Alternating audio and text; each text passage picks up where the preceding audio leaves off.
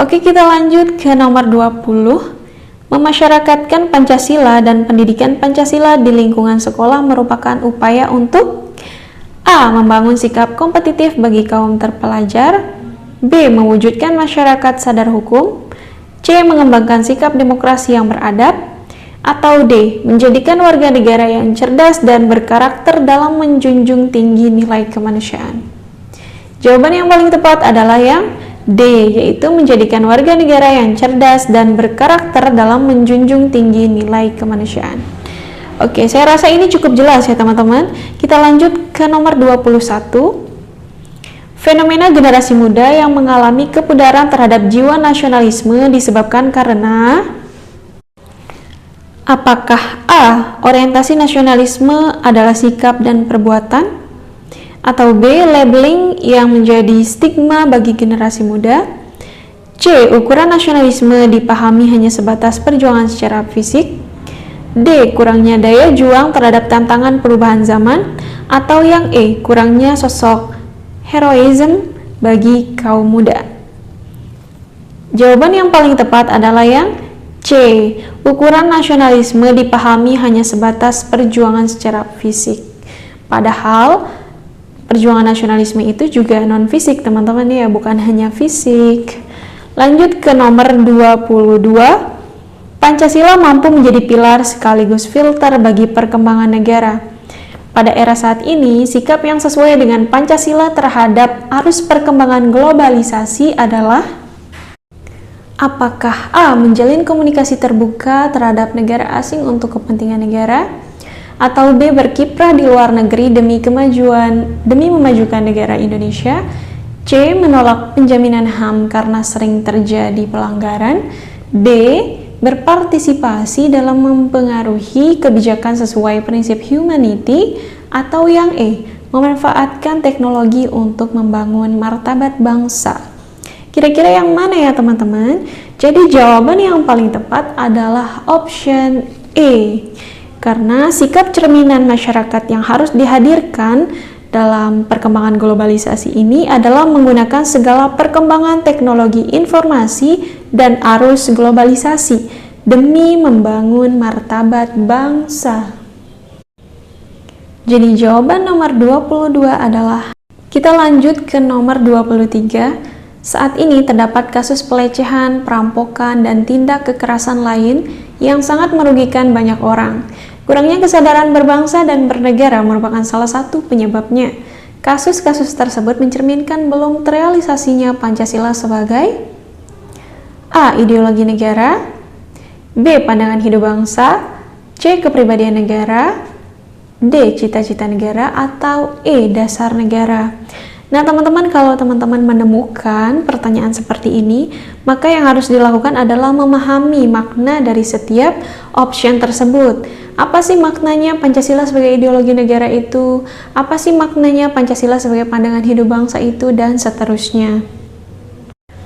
Untuk option yang A, Pancasila sebagai ideologi negara itu, maksudnya adalah Pancasila berperan sebagai pedoman sekaligus sebagai landasan manusia dalam berperilaku guna mencapai tujuan dan cita-cita bangsa Indonesia.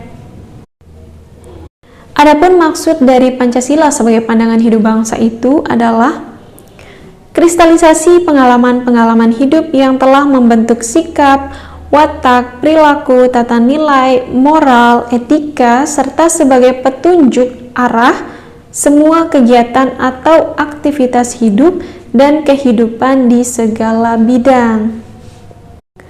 Kemudian Pancasila sebagai kepribadian bangsa itu artinya adalah Pancasila lahir bersama dengan lahirnya bangsa Indonesia, di mana Pancasila ini memiliki ciri khas yang hanya dimiliki oleh Indonesia.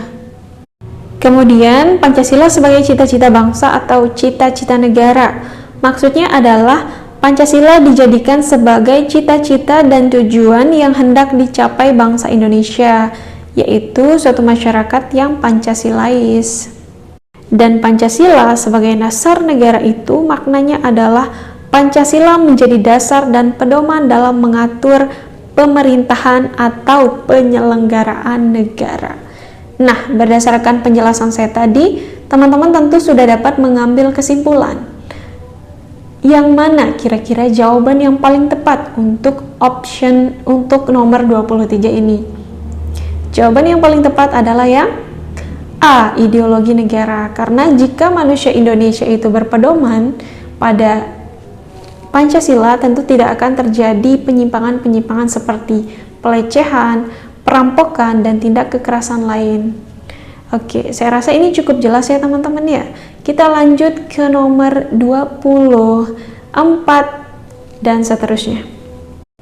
Untuk nomor 24 sampai dengan 26 ini ada bacaan yang cukup panjang. Jadi kita baca pertanyaannya terlebih dahulu agar dapat fokus untuk memahami bacaan yang mana yang kira-kira dipertanyakan gitu ya.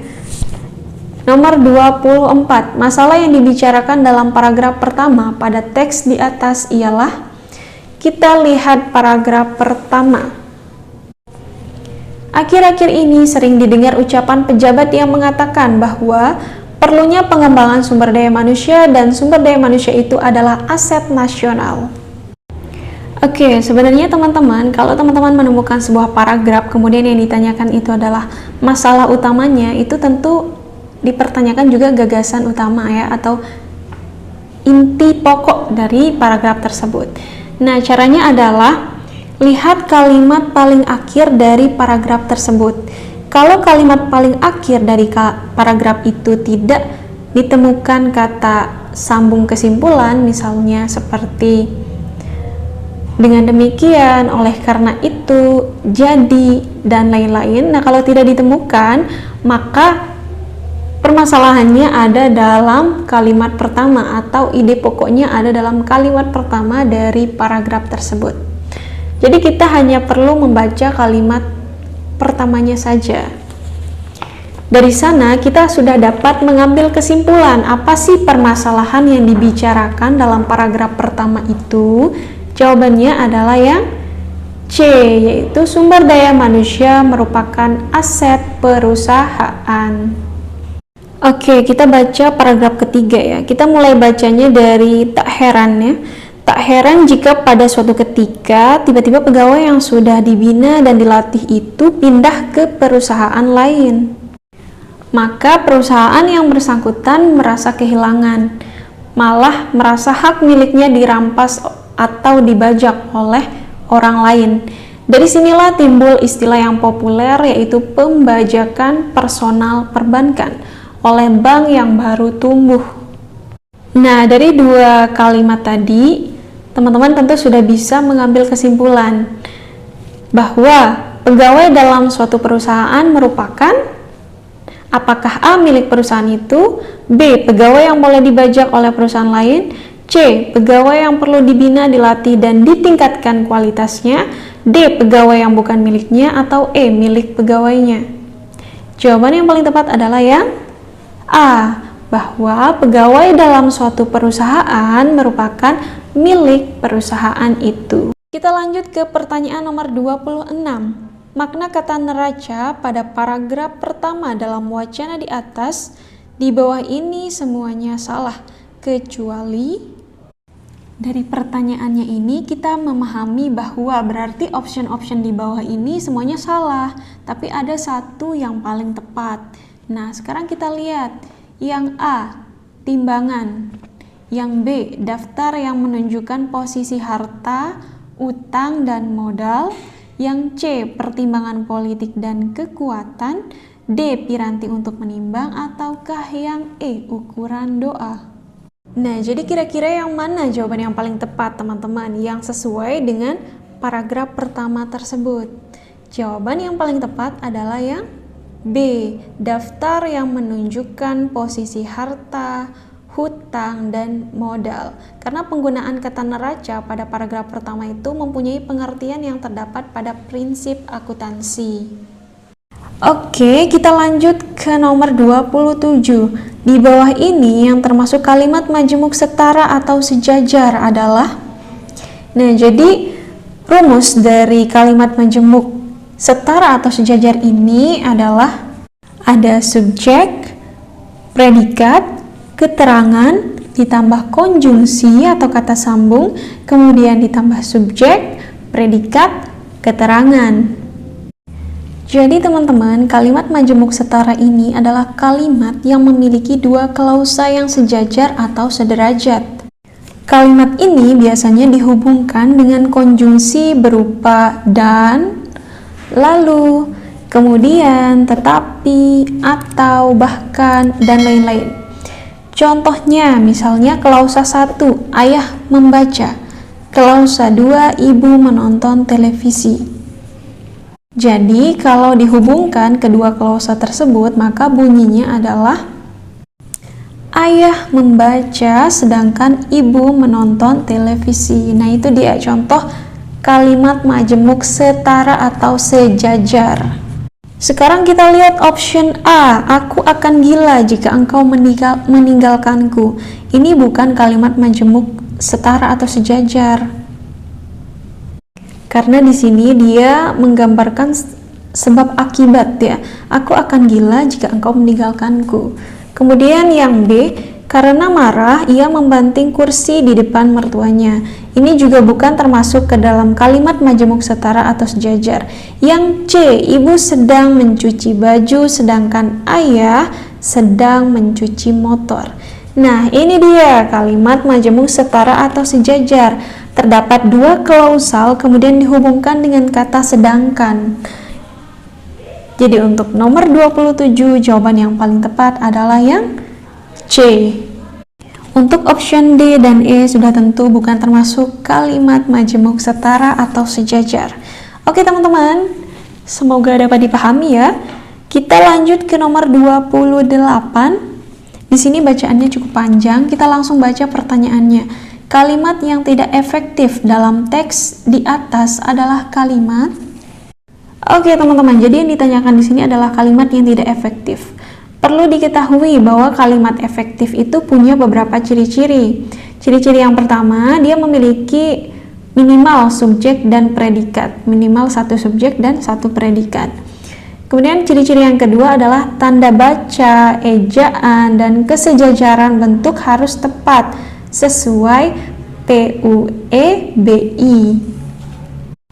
Ciri-ciri yang ketiga, preposisi atau kata depan tidak boleh di awal kalimat, seperti kata dan, atau, dan lain-lain. Ciri yang keempat, hemat kata atau tidak bertele-tele.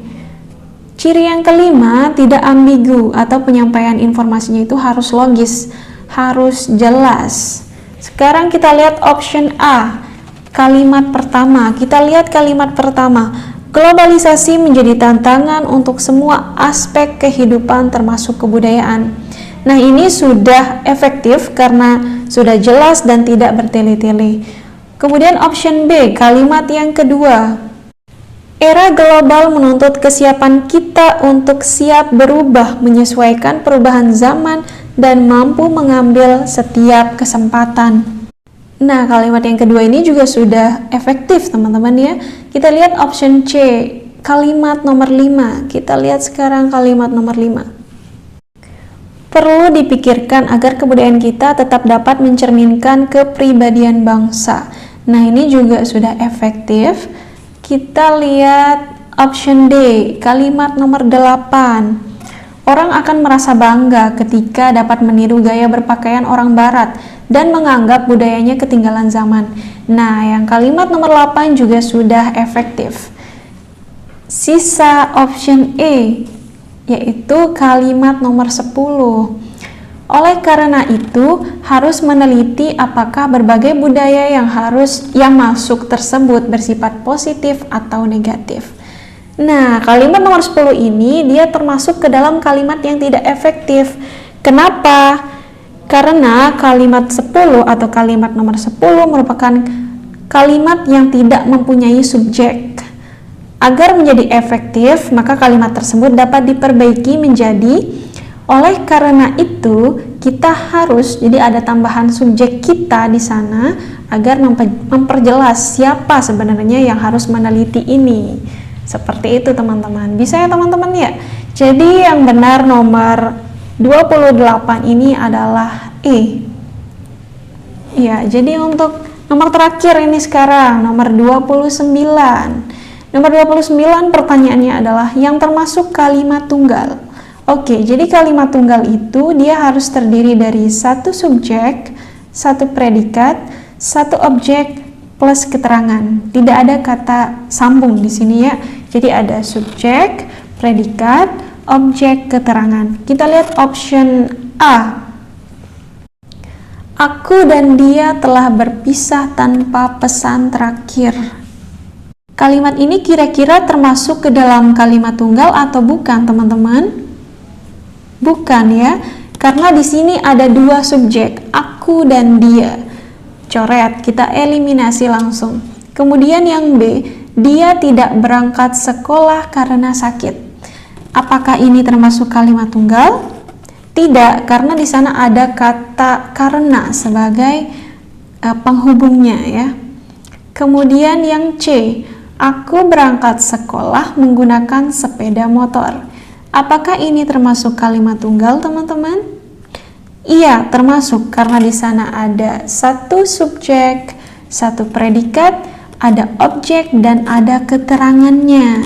Nah, otomatis yang nomor 29 ini jawaban yang benar adalah yang C, sedangkan yang D dan E juga salah. Coba kita lihat yang D, kau pilih dia atau aku. Di sini ada dua objeknya, dia atau aku. Sedangkan dalam kalimat tunggal harus ada satu objek, namanya saja tunggal ya teman-teman ya. Kemudian option E, dia mengatakan bahwa sahabatnya telah berselingkuh. Ini tidak termasuk kalimat tunggal karena ada dua kata, karena ada dua predikat di sini, yaitu mengatakan dan berselingkuh, sehingga dia tidak termasuk ke dalam kalimat tunggal. Oke teman-teman, mungkin hanya itu sharing kita pada video kali ini. Semoga dapat memberikan manfaat, dapat memberikan kemudahan bagi teman-teman dalam menghadapi TWK ke depannya. So, jangan lupa like video ini, komen, share ke seluruh teman-teman, ke seluruh sosial media teman-teman, dan jangan lupa subscribe dan nyalain loncengnya. Oke, sekian.